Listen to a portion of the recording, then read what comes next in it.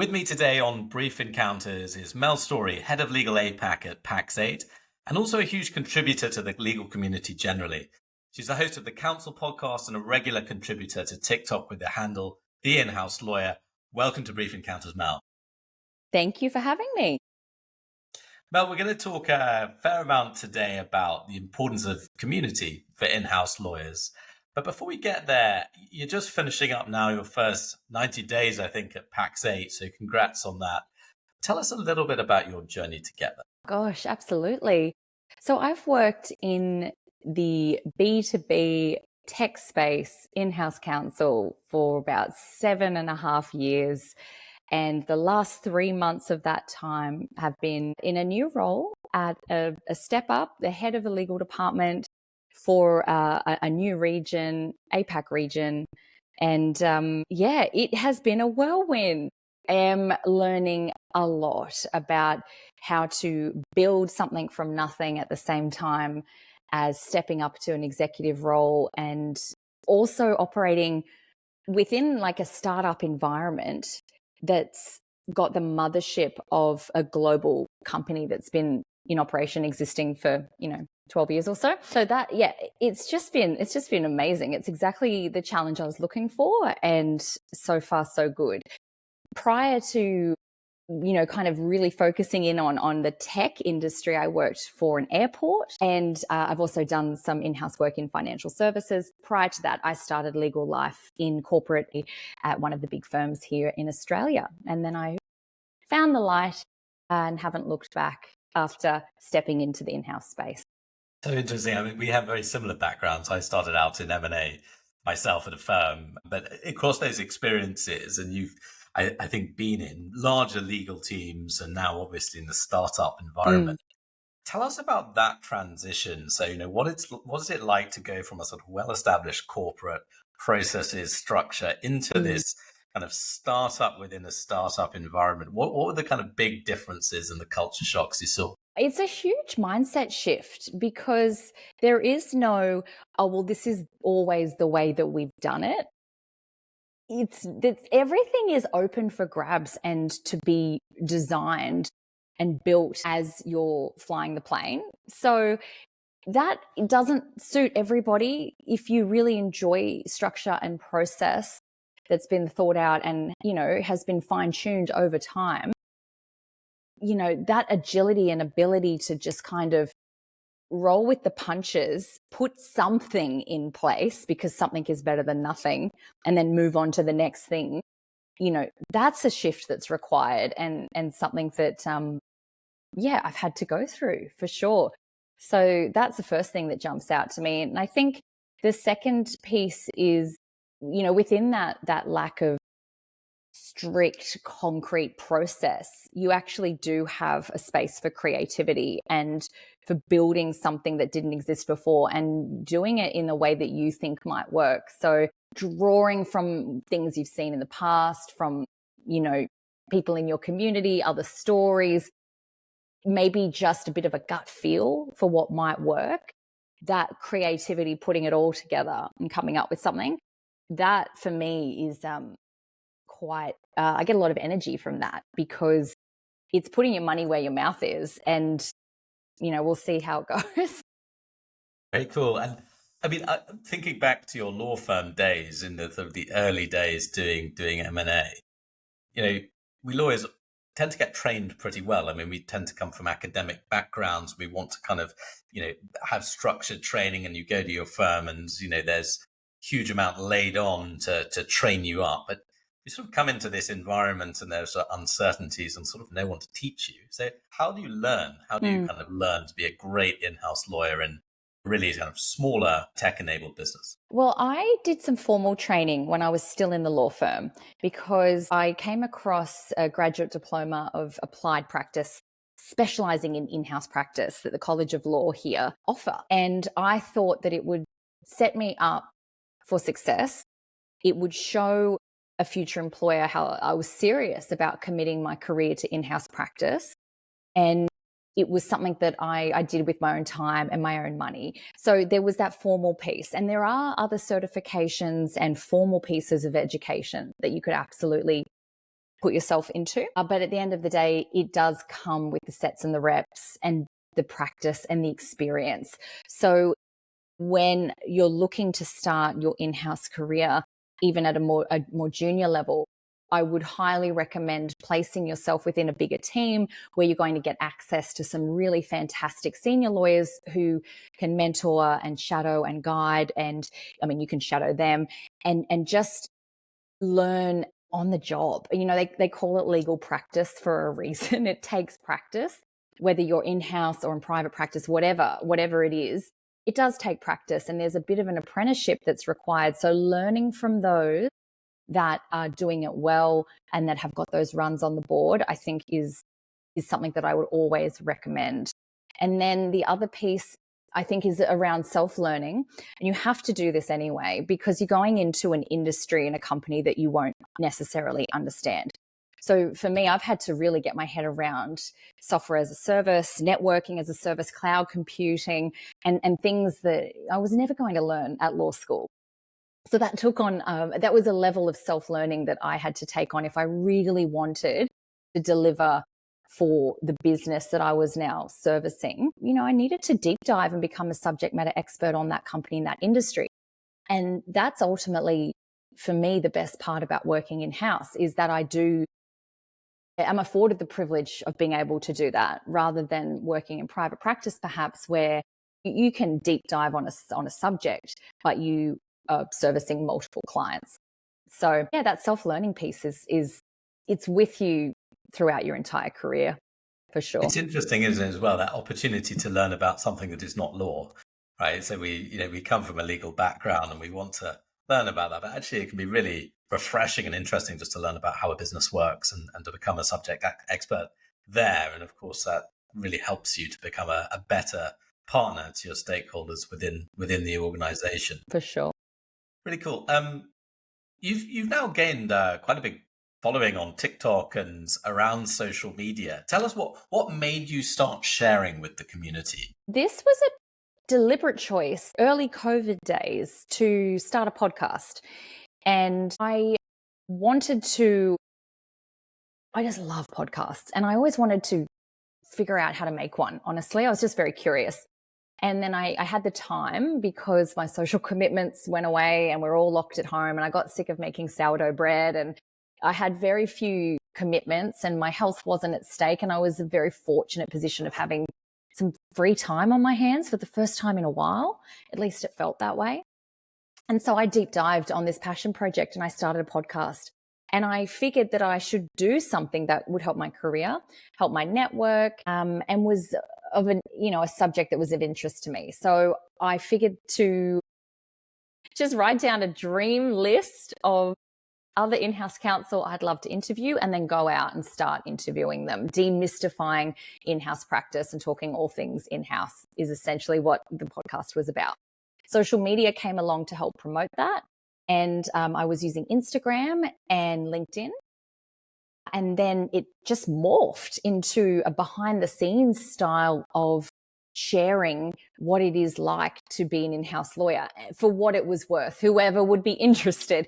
And it turns out there are some people that are interested, and they're mainly law students, early career lawyers, people within our industry, and all manner of people have kind of come and joined this community that I've forged. And then TikTok came along and I was like, oh no, not another platform. But I bit the bullet and I committed to actually doing, I think it was 3 TikToks a day for a month.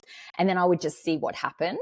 And they were so bad. Can I tell you, they were so cringy. And I've still got them up there. If you scroll way back to January 2022, I think. They were so bad, but they helped me understand the platform and also understand what value was going to be able to be best delivered and what the community and the audience actually wanted. So we went through iterations. There was outfit of the day, what to wear in a corporate setting. And then there was law firm reviews, and I would talk through, law firm websites. And then there was, different iterations. Now I'm kind of in this career big sis era where I get lots of interesting questions broader than legal, just about careers. And it's Career Big Sis helped me with, managing an issue I'm having with a manager, or Career.6, should I do this elective or that elective, or really particular things. And I have the audacity of thinking that I can answer those for people I don't know. And so that's what I do. And it's a lot of fun. It's a lot of fun. And it's a younger audience than Instagram, and certainly than LinkedIn. But what I'm doing is building my community, giving value, essentially the advice I wish I had available to me when I was earlier in my career. And I figure that only good stuff can come from that.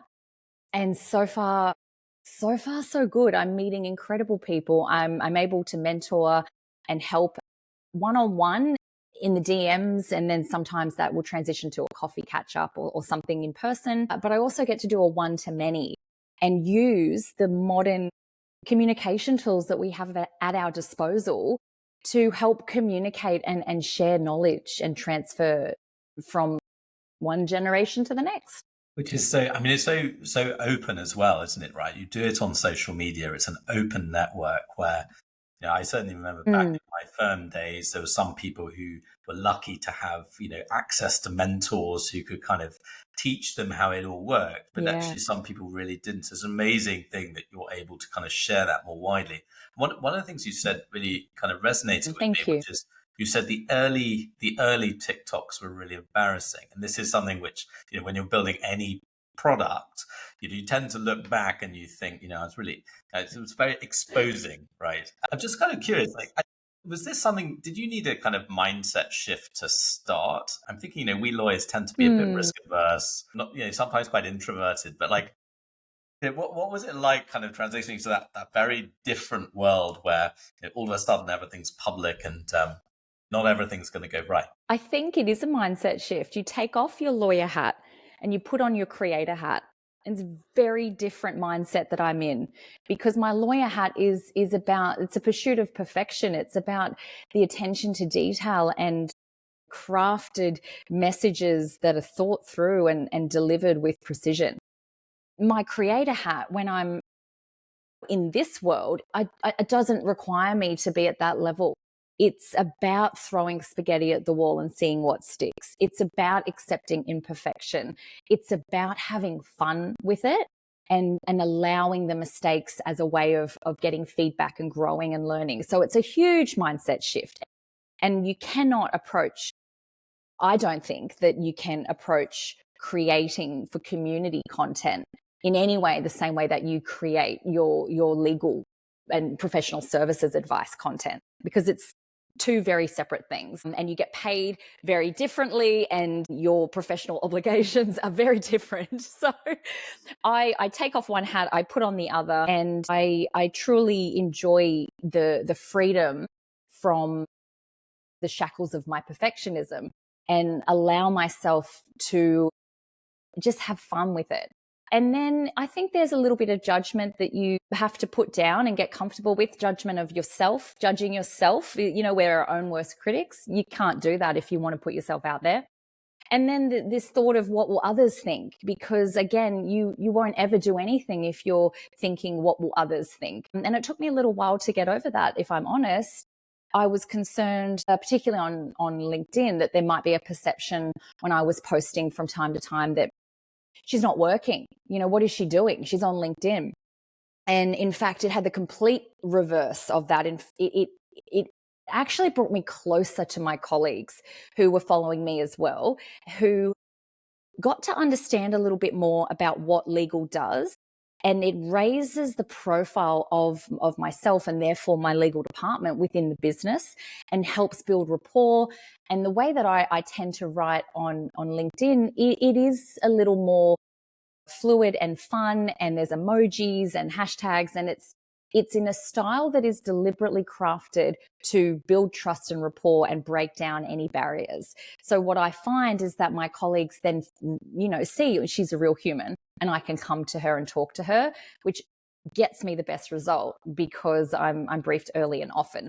So look, there's a lot in that, but I absolutely had to work through a mindset shift. And I'm so glad that I did, because on the other side of fear is just so much wonderful success and opportunity. there are opportunities to meet with people like yourself from across the globe who would otherwise, we may not have come across each other, and I may not have anything interesting to talk to you about. But here we are connecting. And what a wonderful way to connect and grow. And I've had job opportunities come into my inbox, and I've been on people's lips in rooms where I wasn't, because someone said, hey, do you know of a lawyer, of X, Y, and Z? And I was thought of because perhaps I had a profile that I may otherwise not have had. So, you do have to be considerate and deliberate about the way you create content, you show up online, being professional and maintaining confidentiality and all of the obvious things. But I think if you thread that needle and you dip your toe in and then get your confidence, do it well, show up as you do online, as you do in person, so that it's an authentic experience for people and there's no kind of cognitive dissonance when they meet you in person, then I think it's only upside. The authenticity is so interesting. We had Chantal Zember, who's the GC of Deliveroo, on this podcast, and she was talking about her leadership style, and she said, in many respects, she's not changed, right? So she's just being authentic to herself as she's kind of built that leadership profile. And you used a word really kind of curious, which was human. And this is something important to us at Juro. So one of our company values is be more human. It's, as a lawyer, you can sometimes be tempted to put on a professional facade.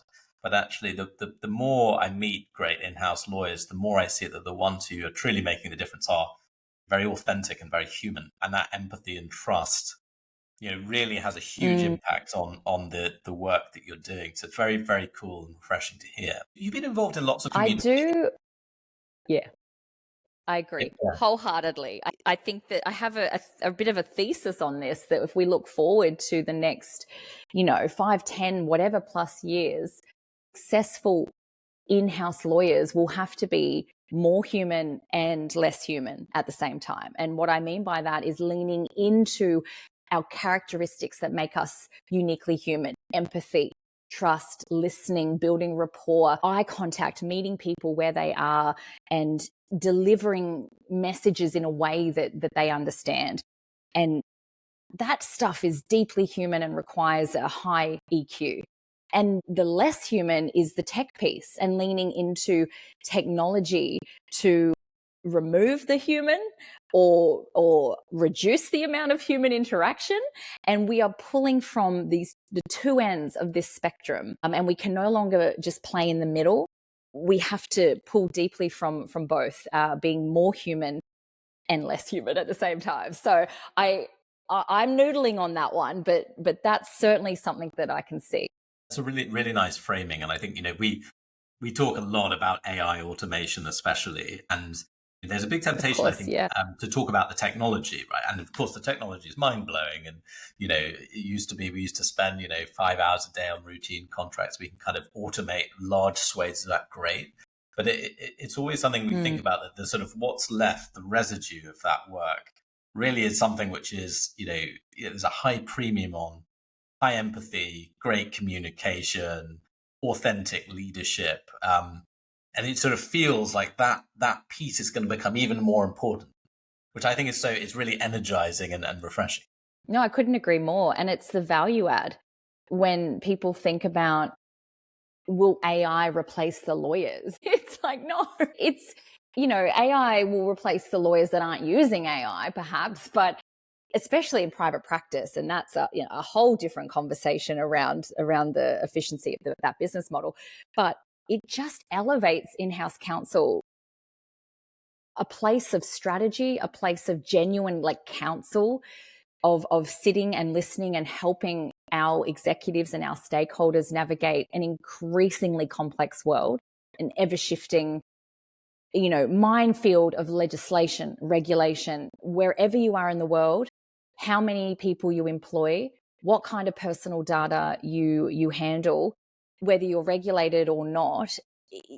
Wherever you fall within that matrix, it is only getting more complicated to operate as a business.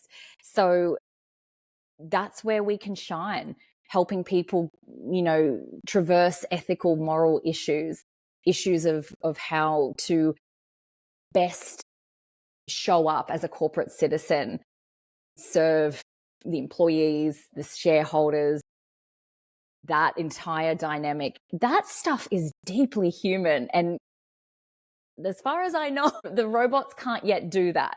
So that's where we get to plug in and play and use our big brains for some really cool things, which I love to do. That's how I spend a lot of my time at the moment, where I finish the day and I'm kind of like, what did I even do today? Like, I don't even know how to quantify and put that data around it. And yet I know that I was able to have conversations and ask some really tough questions that help move the needle, and kind of help problem solve as well, because I think we're very good at that. So taking away the BAU of reviewing NDAs, my gosh, like when you compare that level of work, and you do need that level of work, especially as you're coming up the ranks. I know what's more energizing for me, and I love that we're entering into a phase where we have technology to help us elevate even further. Tell us a little bit about the more formal communities out there. I mean, Juro has one, but there are plenty now across the globe of kind of peer learning from in-house lawyers. How have you kind of used those communities? What have you found valuable about them, and why get involved in one in the first place? I think that every in-house lawyer needs to have a strong community of other in-house lawyers in their industry sector, in their location, country, city, continent, whatever that might be, because it can be a lonely place otherwise for us.